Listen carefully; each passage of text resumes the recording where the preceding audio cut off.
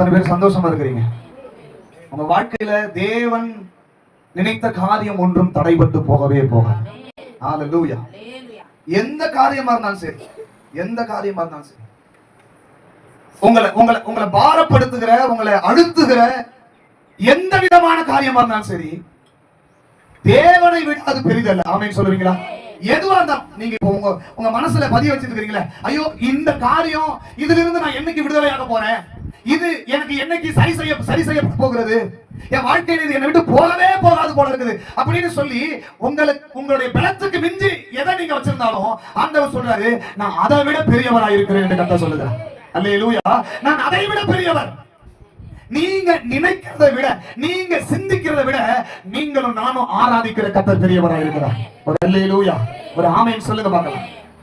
அப்போ உங்க சிந்தனைக்குள்ள வரணும், என் வாயை திறந்து கர்த்தரை துதித்தேன்னா எனக்கு முன்னாடி, அதாவது எனக்கு முன்னாடினா என்னால அண்ணாந்து பார்க்கிற எவ்வளவு பெரிய எரிகோ கோட்டையாக இருந்தாலும் என் துதியின் சத்தத்தை கேட்டு அது இடிந்து தான் ஆகணும். ஹல்லேலூயா சொல்லுங்க பாப்போம். ஹல்லேலூயா. என் துதியின் சத்தத்தை கேட்டு அது இடிந்து தான் ஆகணும். நான் இதை சொல்லும் போது உங்களுக்கு முன்னாடி என்னென்ன பிரச்சனை எல்லாம் கொண்டு வந்து வைக்கிறீங்க. அப்பா சொல்றாரு, நீங்க ஜெபிக்க ஆரம்பிச்சீங்கன்னா, நீங்க துதிக்க ஆரம்பிச்சீங்கன்னா அது அப்படியே உடைய போகிறது. அல்லேலூயா. அது உடைய போகிறது, அது உடைய போகிறது.